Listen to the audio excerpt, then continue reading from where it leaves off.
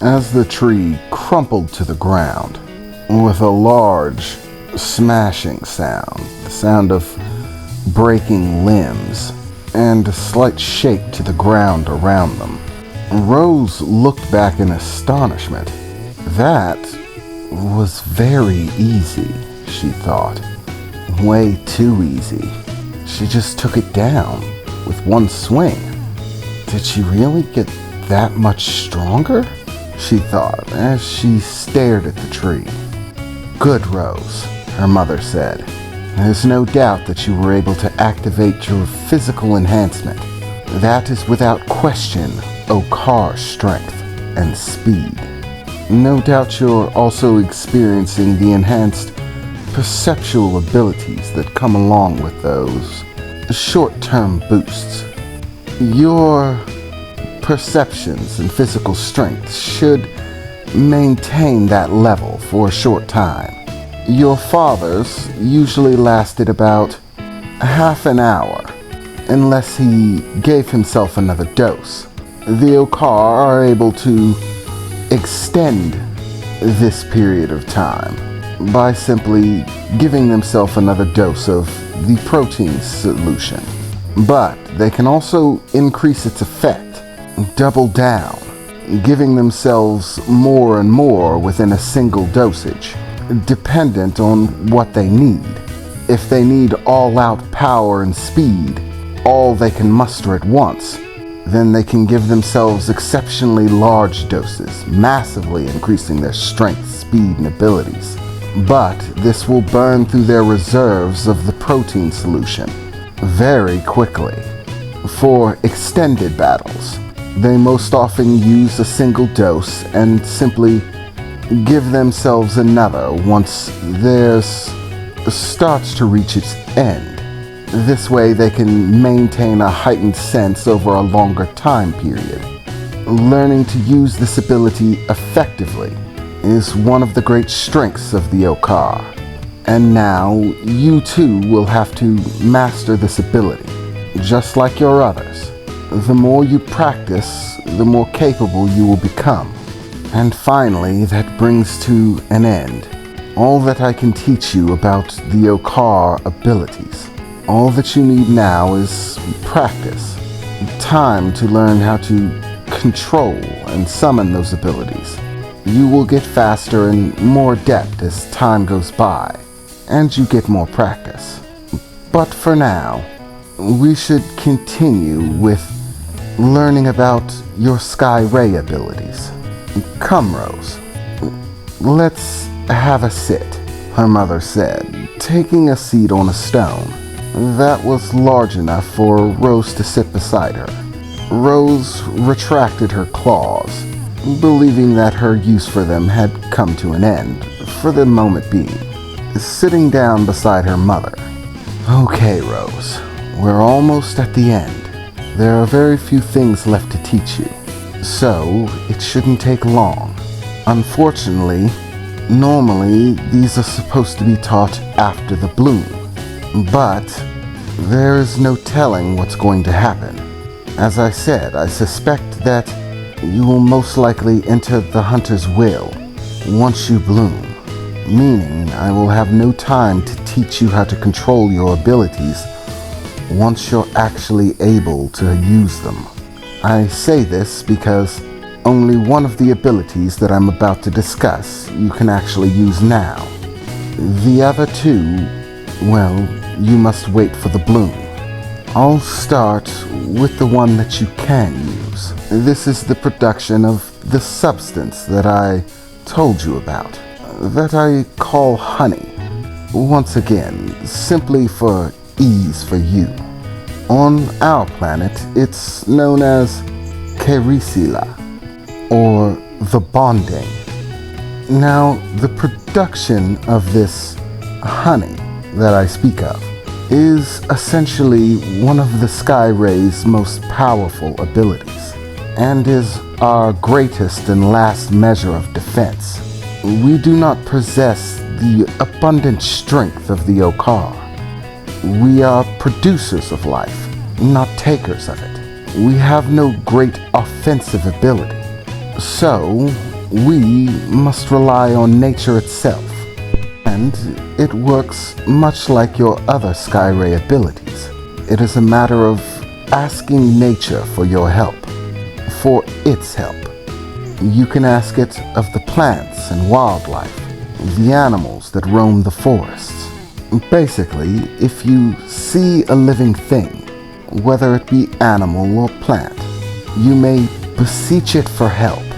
Ask it to stand beside you, watch over you, become your guardian. And it is this intent in and of itself that helps you produce the honey.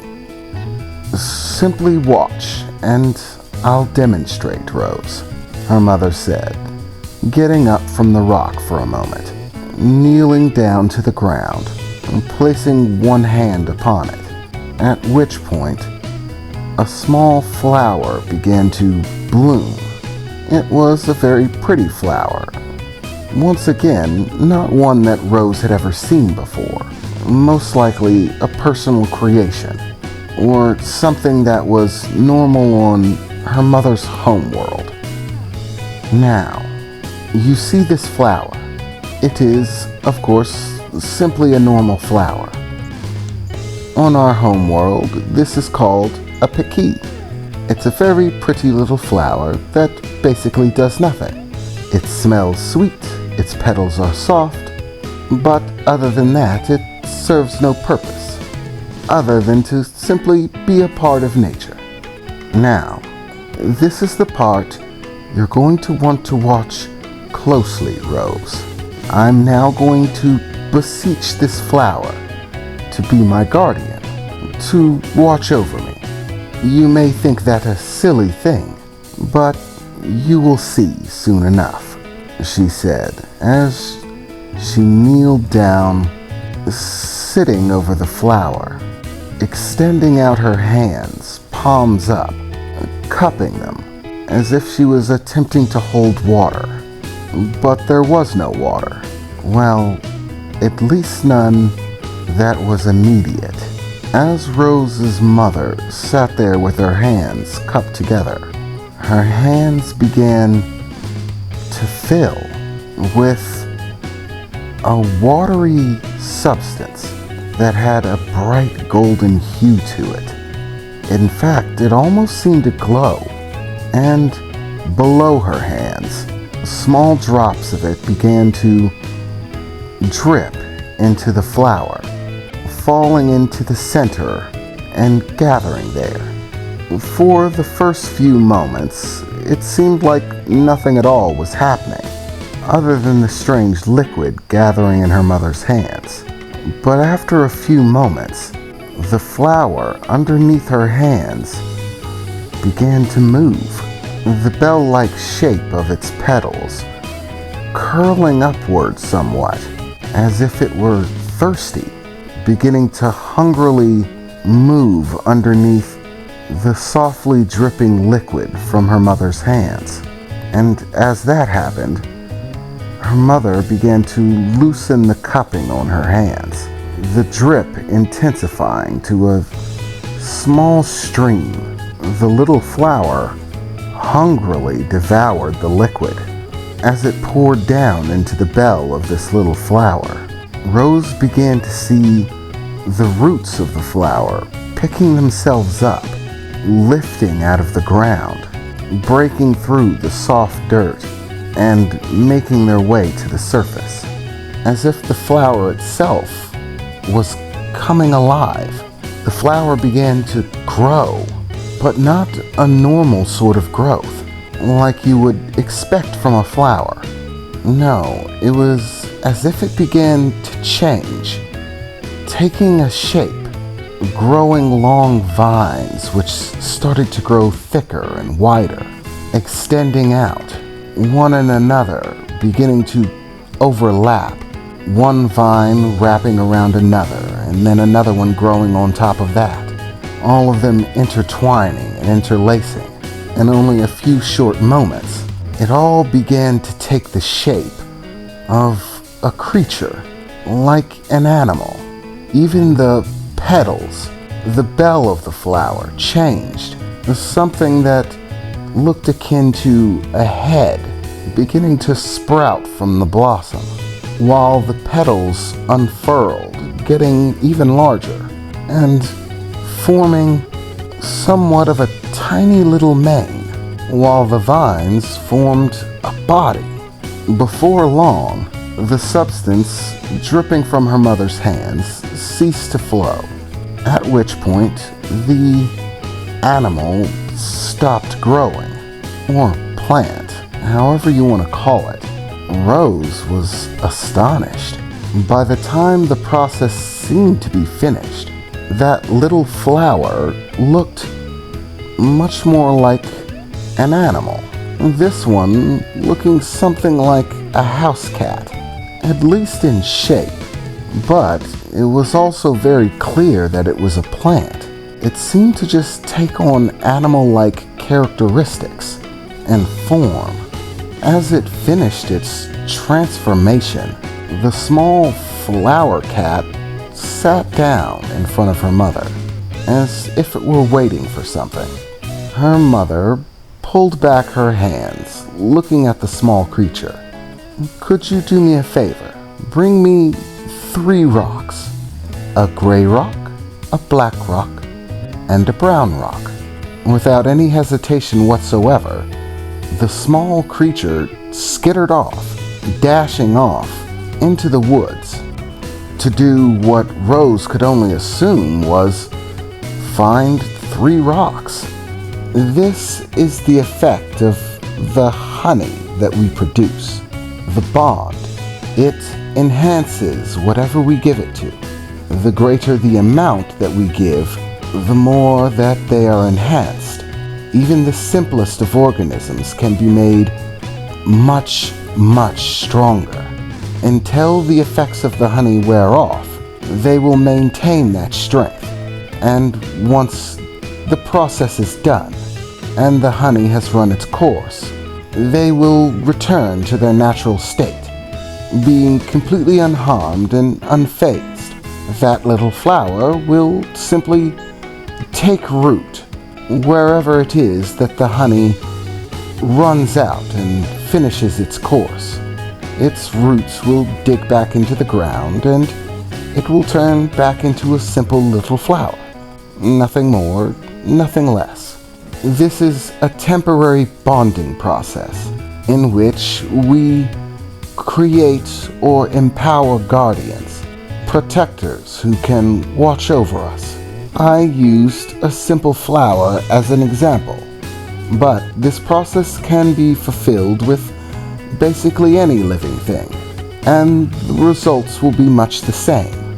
Take in mind that the more developed the creature is, the more the dramatic results will be.